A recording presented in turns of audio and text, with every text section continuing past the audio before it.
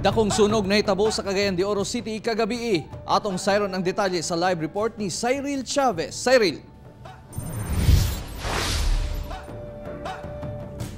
Yes, Real, pipila ka mga banay ang nawad-an og panimalay tungod sa sunog nga nitabo sa Barangay Puntod nga midanyos pa og dulan tunga sa milyon ka pesos ang kantidad.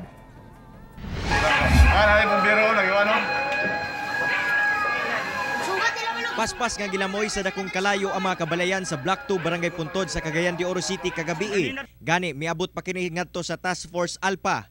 Kapin 13 ka mga balay ang naugdaw diin sagad niini gama sa light materials rason nga paspas mikatag ang kalayo. Moabot ngadto sa 470,000 pesos ang damyos atol sa maong sunog.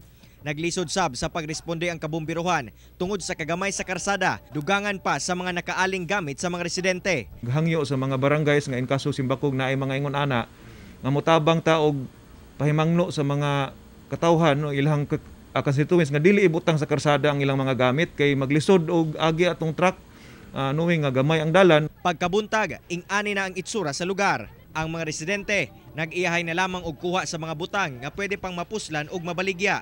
Sagad kanila, walay gamit nga masalbar tungod sa kapaspas sa hitabo. Nanawagan na lang sila karon ngadto sa kagamhanan ingon man sa katawhan nga adunay malumong kasing-kasing nga tabangan sila. Manawagan ako sa data atong maluluyog kasing-kasing na bitag kinina lang ginagmay na kinakasing-kasing lang natabang. Wala man din TV, sopa, kana ang grape duha kana may tindahan din ang tindahan kani sir bisag halin wa gid mi wala pa gid mi. Nya katong mga butang sir nga mga gikan sa gawas bitaw. Hurot gid sir, wa gyud na bilin.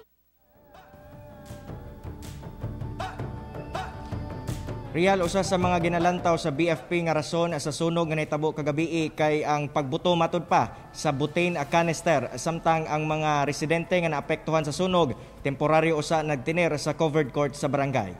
Real. Okay, daghang salamat Cyril Chavez.